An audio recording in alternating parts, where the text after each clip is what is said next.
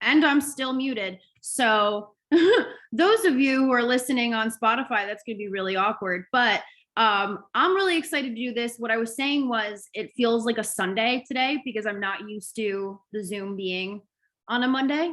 But as usual, I'm really excited to be able to do today's message, especially because I think with the retrograde, whether you believe in that or not, with that like mega retrograde finally ending, the second, I think it was, I think a lot of people that we've chatted with, a lot of clients that we've chatted with have been a little like, what the fuck, you know? So yeah, might be good.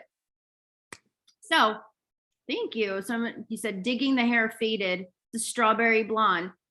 I mean, if you get up in the roots here, it looks a little like Pete Davidson, but if we leave the screen turned down, I also dig it. But yeah, I never realized how fast my hair grew because it's just like kind of fine until that. But I do love this color. I think I'm like, I meant to have light hair, I feel like. Anyway, so let's get into the message today. We're going to go over some sabotaging shit, right? Because I can't stand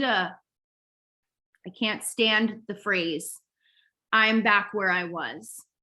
I've gone back to, I can't believe I'm back where I was, or I knew I'd get back to that, or I knew it would happen again. Just like this attachment to before that we choose to just stay attached to. This is 100% a choice. It was for me too. This is coming from a place of been there, didn't need to carry that weight, right? So I hope that today's message helps because it's been intense. So first off, how many relate to the topic of today's session? How many of you already been hearing me and you're like, oh man? Send an emoji in the chat. If you're watching and you're like, whoop. Yep, see that chat filling up. Also, 'tis the season. It's, it was like fun and warm and lighter out longer. And now it's the time where everything just keeps getting cozier. And it's the time where I feel like there's more of a sense of like self-analysis, if that makes sense, as soon as the seasons change. And it's not that lighthearted spirit of summer. It's another reason I love the summer. But who can see that? Maybe not before I said that, but now that I've said that, do you notice that as well? There's a lot more self-reflection, judging where you're at, judging where you thought you'd be, like what for some reason switching from summer into fall. I said sounds about right to Juliana when she sent the topic title. Yep. But to be honest, it's been 10 years since I was even a thing. So now it's just about wanting to be comfy with myself. Yeah. Hell yeah. Past 2 weeks, someone's noticed that. It's a big thing. So I have my notes written here. I think they make sense. I was really passionate about this, so I kind of just like ramble typed. So we're going to work through this together. We know this will take a while because every time when someone comes into this, you guys know the process to become a client, right? We do the call, you watch a video, we do another call. It's a lot longer. Maybe we drag your partner into it too. And the reason that we do all of that is to weed out the people who are looking for a quick fix. The people we've all done those quick fixes, right? We've all tried that, thought about it, it didn't work, whatever it may be. But this program, you guys have been in this now, you see, it's not like what you'd expect, right? It's not a program that those kinds of people are going to thrive in because it's slow. We go one baby step at a time. We teach you about the body system that it affects. There's a science to that. And the people who come into my program all love that. They want that. They want to know that. But the other side of that is that logically we can know that this is going to take time. We could know that we have a lot to learn, that nothing's set in stone. You have support, but in those certain moments when that panic creeps in that you should be better than you are, you should be somewhere better than you are right now, then it's like, oh my God, it's not happening. And it could be a day between you feeling on top of the world, feeling like this is going great, I got everything unlocked, to being like, oh my God, everything's falling apart, it's just too much. That's the feeling, not the fact. But facts aren't what, you know, stirs us. It's the feelings attached. So we know this will take a while, but in those, I call them the slow moments, those moments that it's like magnified how slow it's actually going to be. It's magnified how much we still have to learn, even though we've learned a lot already. All of that, that's, I call them the slow moments. And they feel really powerful. Right? So let me see. It's like I'm reading from the chat. I have to get used to narrating like what it is that I'm actually doing for the Spotify recordings. So it's like the insane inflammation I lost in my face after stopping drinking for a bit. Once I drank a few times, it came back, but I got to remember I'm just adjusting and figuring it out. And, but also, you know, if I eat a lot of, like if I have a dessert at an event, you know, I'll be fine. I'm going to be puffy the next day. That's just my body, how it reacts. If I have it again, it compounds. You know, so I think learning to embrace the fact that that's our body, that's where the whole worth it questions came in. Because, and I have that in a later on in this, written out in this, we're allowed to enjoy our lives however we like, however we want. We just need to be aware of what that is to make that decision, you know? So before I ramble, that's a really good part of this, of my notes. So I'm excited to bring that up. So getting on this roller coaster of 10 steps forward, 20 steps back, that's self-inflicted, because those 20 steps backwards don't need to happen. When we think that something is a step backwards, it becomes a step backwards. When we think it's connected to the worst times of our lives and how we were feeling, well, then it very well is. We're living our own reality. Like, I'm not saying be delusional, you know, like obviously we have the same reality, but it really only matters to us if we reflect on that. And just, but let me stop before I continue there. Do you fall victim to that? Where you think if you make 10 steps forward, you're kind of sitting there and anticipating when those 20 steps backwards are going to come. It's like every step forward you take, it's a surprise that you've taken another step forward. So as soon as those 20 steps backward happen, it's because it's like, well, I knew it. It could be one thing different, one day that's different, one week that you feel like shit. And all of a sudden, all of the time before it didn't matter, you're 20 steps back. Whoever experiences that.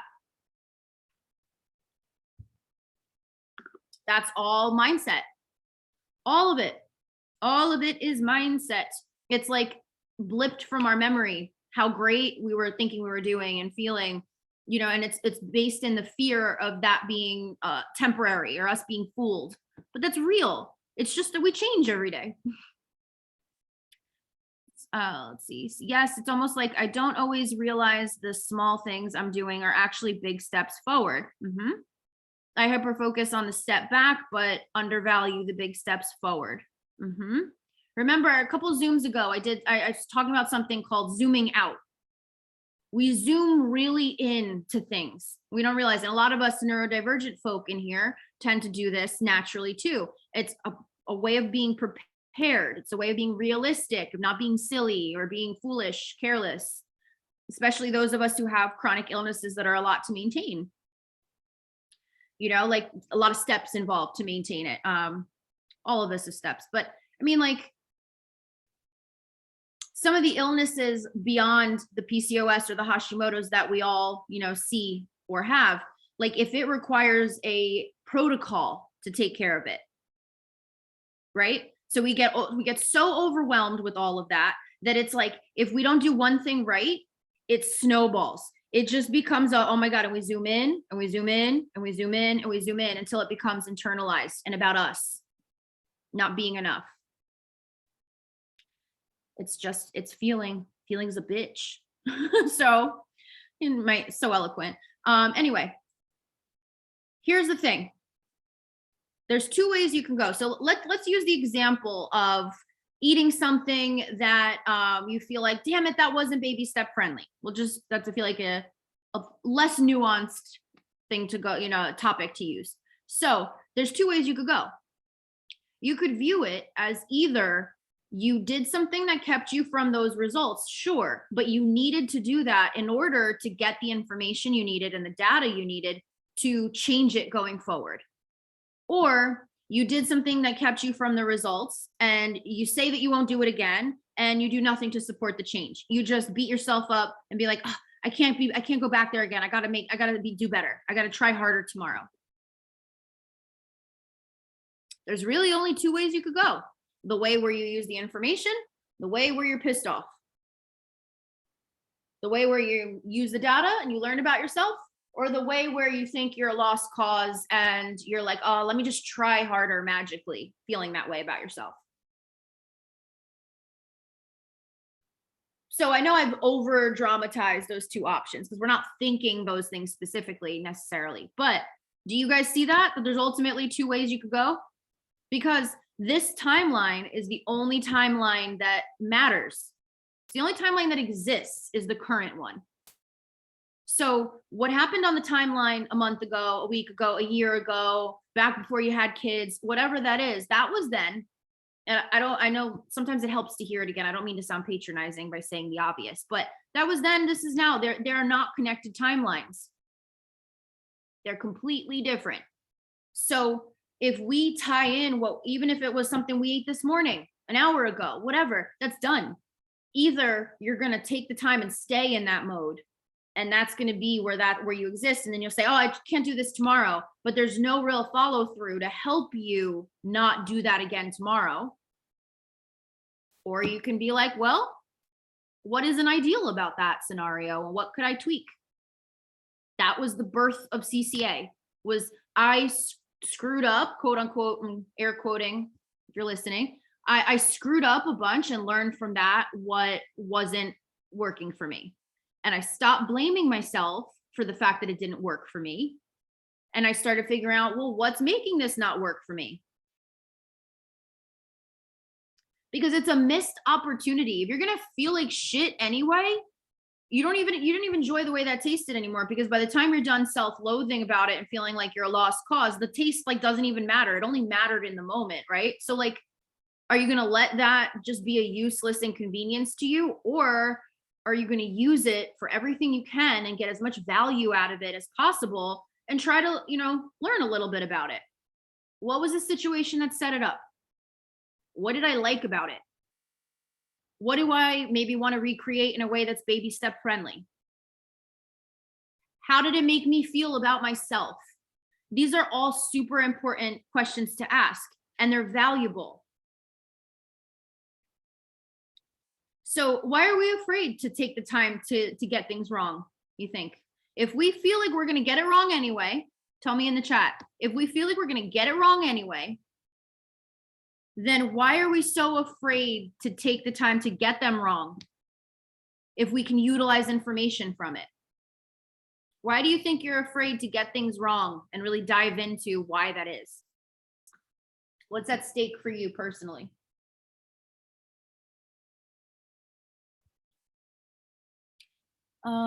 Shame, putting pressure on myself to be perfect. And dive a little deeper, if you're comfortable too, on that shame. What do you feel like would be the shameful thing about getting it wrong? If you're going to get it wrong, quote unquote, anyway, between a rock and a hard place, right? Jeanette says, because it feels like a failure. Well, what is winning? Because if the goal is to learn how to use the information from getting things wrong, to use that to learn how to get it right, and then you can get it right for years to come, then the fear of getting it wrong is like turning down an education in a field that you want to enter. You can't have one without the other. You can't learn how to not have this problem till you learn how to not have this problem, right? It's like if you had, I'm trying to think of analogies here. If you had a kid and you sent them in for a test and you gave them no idea what the subject material was on, you didn't teach them anything about it, you were just like, here you go, kid, pass or fail. On the outside, do you think that's not a fair shot? Right? That, like, what the hell were they getting tested on? How could they fail that? That's not a failure. You know, like some little kid and you give them a calculus exam. Would that be their fault if they failed that? No. It'd be amazing if they didn't, right? Like damn. So my ass doesn't even know calculus. So okay, anyway. I'm afraid that I'll never get it right and will make things worse. Right. But that fear, isn't it funny? In the moment, we don't think about like that's what we're doing anyway, right? We're piling on stress. Stress is a killer. You know, we're trying to get it right, but that stress to get it right, it's such a paradox that that's literally what makes us 10, 10 times out of, what can I speak? 9 times out of 10 get it wrong, is because we're so stressed to get it right. I want to feel better now. I'm impatient. Yeah, eagerness is something, but one of my favorite ways to turn that around is to think you want to be so excited for a guest to arrive that you're so eager for them to get there. You're like, why are they running late? I can't wait till they get here. Yay. Versus being pissed off that they're late. Because there's 2 different ways, but either way, that friend is getting there late. You're excited for them to get there. They're getting there late. Are you excited and anticipating like this is gonna be the best weekend ever? I can't wait. Are you like, damn, this bitch is taking forever, right? I love a good analogy. So shame around not following the rules definitely comes from childhood, needing to please everyone and be safe by being a rule follower and never getting a slap on the wrist. Did you don't have to share this publicly, you could do it privately to me, Chelsea, but did you ever have a rebellion stage in any way? Nope. A lot of my clients who have the same issues, same thing. They never had that rebellious stage. They never like strayed from the rules. It's just very much by the book. So it makes it really hard, even just telling somebody, eat more, enjoy food. That lack of parameters can be so stressful. I don't know if you guys feel that way. It can be so stressful, even though in theory you think it's a good thing. We're loosening up the reins here, right? Like, but if you never strayed from what you were told to do, that range of things you want to do or enjoyment around that area, that doesn't exist. So it's going to feel scary instead. It's like you never found out who you were inside how you were inside. Oh my God. It's like you never found out who you were outside of the rules. Yeah. What do you want? What's your opinion? What's your preference? Those are scary things to think of when we feel like, oh my God, everyone's staring at me because I'm wearing this costume that tells everyone that I don't care and I have no control and I have no discipline. So you feel like crap on top of that. So it's like, I want it now. So every effort you put forward, if it doesn't directly connect you to a step forward in terms of results, we think it's not a step forward in terms of progress. But results always lag behind progress. That's the hardest thing. So I wrote this question here. Don't you guys think I screw up too? I'm always still learning stuff. Always. I'm especially like with mindset stuff. Like I work really hard at separating a lot of the stuff I work with you guys on, but I'm not always perfect at it. I'm a human being. So some days the burnout is just real. And not wanting to take that time for myself, like just having so much to do, like everything I work with you guys on, I don't come from a place of that no longer happens for me. I come from a place of here's how you manage it so you can still get what you want to get ahead and have a happy, enjoyable life. Those things still come up. It's hard. You're eating a few too many fries with a meal. Sounds so innocent, right? But no, I know my blood sugars are going to be a mess. I know when that happens, I have symptoms I have to chase. And when that happens, so it's the same thing, managing that feeling of like the high stakes pressure. It's something we learn to know it's there and still move on and make the choice we want to make about how we proceed. But it doesn't go away. especially if it was something instilled when you were young. It just becomes something that you manage easier, like illness itself. The good news is we're all much more equipped than we give ourselves credit for to do that. It just feels scary. So success isn't linear. It's not just like, okay, I'm going to tell you what to do. You're going to do this, and then you're going to do this so many days in a row until everything gets better, because that's all you're going to do from now on. You guys logically know that, right? But like I said earlier, how do we put that into play when it takes so long, when everything's so slow? So the biggest thing to remind yourself of, don't have that back there place. When the thought creeps in, because it has for me as well, like I said, it still happens, that when the thought creeps in, saying to yourself, back there is non-existent.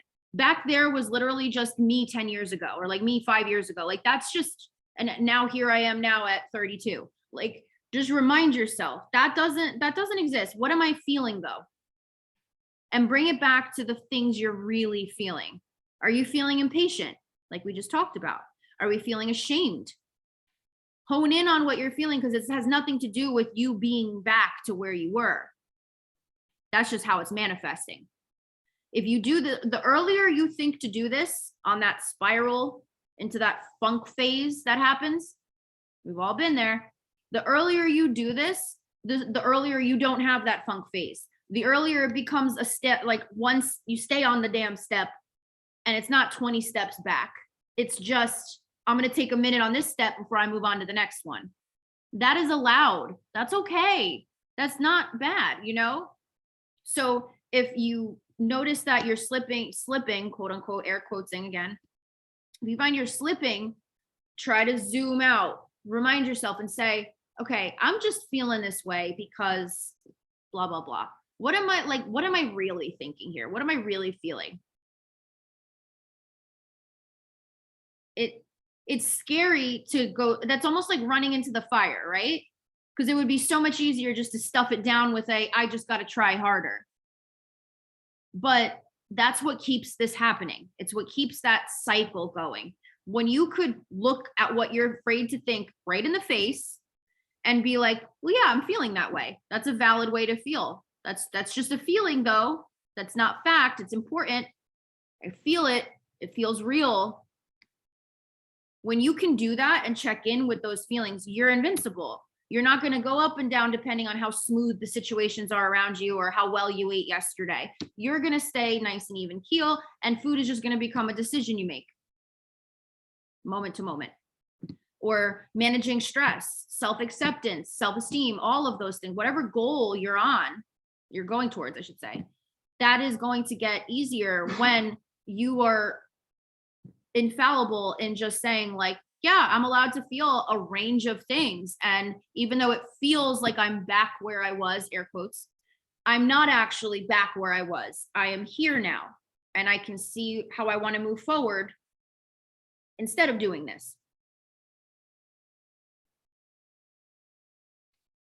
So don't let, I always say this, don't treat it like quitting cigarettes, where you feel like, you know, if you go 2 weeks without a cigarette and then you have one at a party, you're like, oh my God, I'm back to day zero, gotta quit again.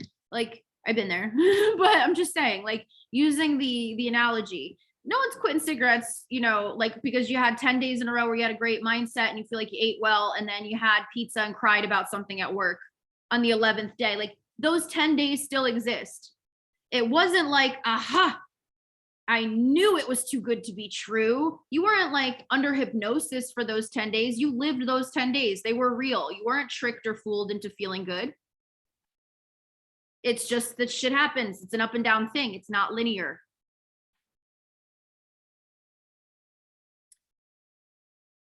So let's see what else I wrote in this nonsensical shit at the bottom.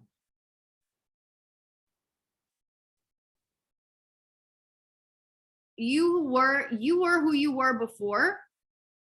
What did I even write? I don't even know. I guess the point that I'm trying to make, to be honest, is that whoever you were back then, you're probably connecting a lot more than what you're thinking.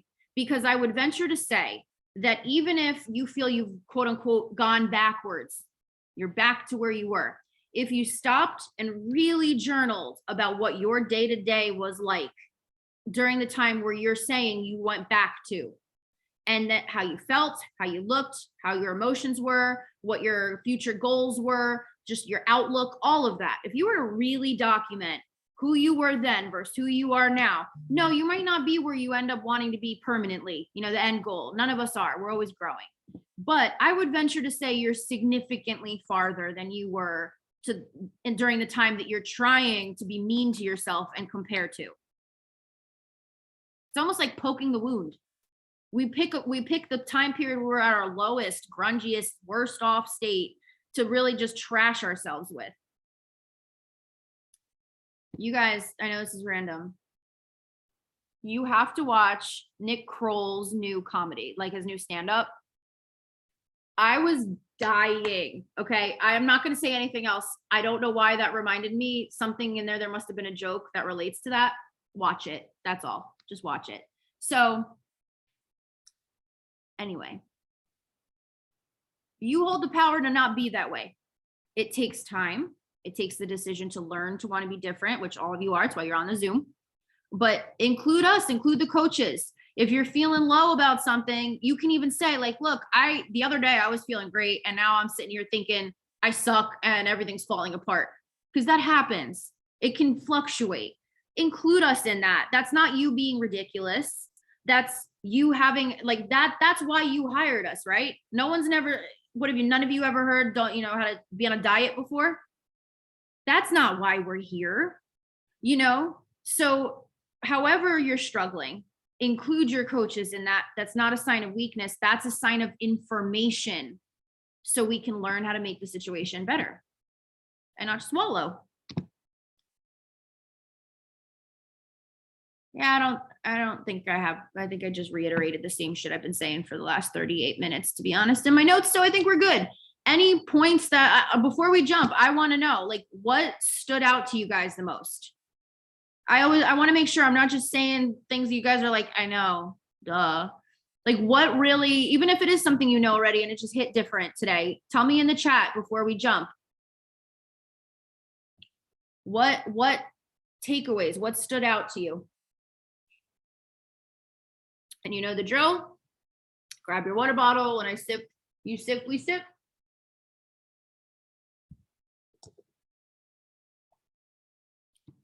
Tell me in the chat, biggest takeaways from today's talk.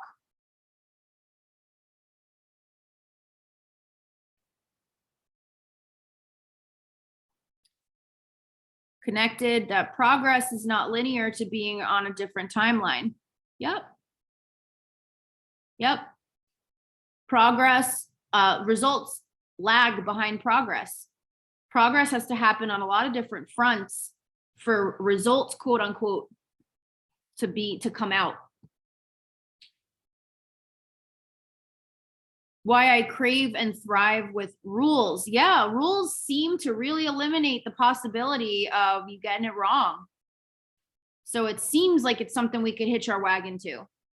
And that sets us up for a pretty big, the stakes are pretty high then. Catching the negative thought and reframing it. What can I learn? How did that make me feel? And turning it into a fun science experiment instead of a test. Yeah, because it's like, what are we on this epic quest on if we suck or not based on the food we eat or how much we know about our bodies or how healthy, quote unquote, we are? None of that matters. It's just us. This was a great reminder that this is about progress. Progress adds up in the end. Absolutely. And failures, quote unquote, it's just info. Oh, yeah, exactly, Raquel. Using the fails as information. You have all this time. You can spend that time feeling like shit about what you did and thinking you've got to be better than you are without any clear direction. Or you can spend that time creating that direction for yourself to be like, okay, here's how I use this. It's not something we're really taught. We're kind of taught there's consequences if you get it wrong. But we got to be here anyway. This shit's not going away. and we ate what we ate. So the after effects are where we really have a choice. So I'm going to keep this one short and sweet today. I've heard this come up a lot. I really hope that it was impactful and helpful. I hope that this encourages us, whether it's you guys with me or your coaches and our one-on-one chats, to really dive into how this applies to you and your situations. But this is so huge to remember. Just bring it back to, if you're feeling like I'm back to where I was, your focus away from the steps on how to change going forward. That place doesn't exist. All right. So enjoy your Monday nights. Hopefully the weather is better wherever you are than it is in New Jersey tonight. It's been raining for 3 days straight. I'm still holding on tight to not closing the pool, which my days are dwindling. As soon as it stops raining, we have to close it. But we've had to drain it like twice by now, just from rain. It's nonstop. So hopefully your weather's better, your bodies are feeling better. If you need anything, please reach out, let us know. Okay. Bye.